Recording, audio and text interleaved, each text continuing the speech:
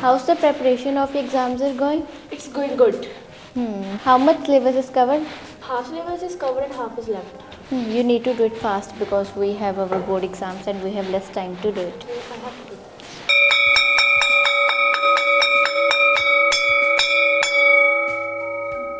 I think the bell has rang. Let's go wash hands and move to our class. Yes.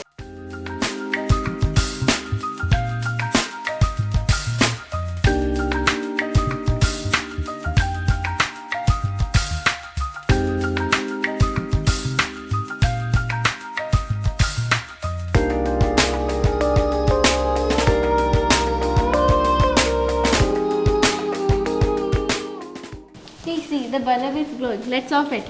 Yes, let's off it. No. Do not touch it with your wet hands. Why? Because it is very dangerous.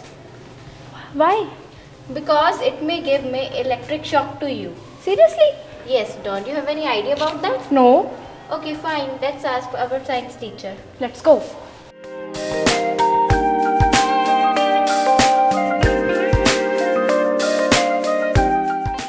Good afternoon, ma'am. Good afternoon. Ma'am, I am having some doubts. Which route? She says me if I touch switches with my wet hand, I got electric shock. Is that Yes, true? it is true. But why? You're coming at suitable time. We are doing same experiment. Okay. How we can distinguish between which one is good conductor, which one is bad. So join us. So first of all, we will make a circuit. So in this circuit, we are taking battery that is of 9 volt. Then positive pole of battery join with wire. Join with the wire. Then one take bulb. Then negative terminal of bulb join with positive terminal. And then positive terminal of bulb join with other wire and leave freely. And next negative terminal of battery join with one wire and leave freely. What happens when we join negative terminal with negative terminal? If we join negative terminal with negative terminal, then current will no flow. Okay? So let us perform an activity. We are taking a sample of tap water or lemon. So first of all, we will take a free end of the wire. Free end of the wire, dip the free end of the wire into the tap water. Into the tap water. If the bulb will glow, then our circuit work properly and the water is good conductor of electricity. So same when we dip our two end of the wire into the lemon juice. Bulb will glow.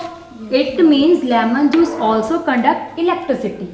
Okay? There are many liquid that conduct electricity. Is there any liquid in which electric current does not pass? Yes, bachche. Distilled water does not conduct electricity. This one is distilled water.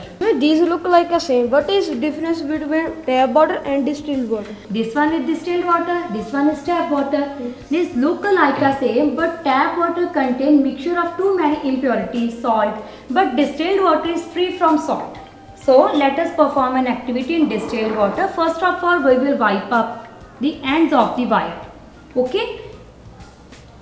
If we put free end of the wire into the distilled water,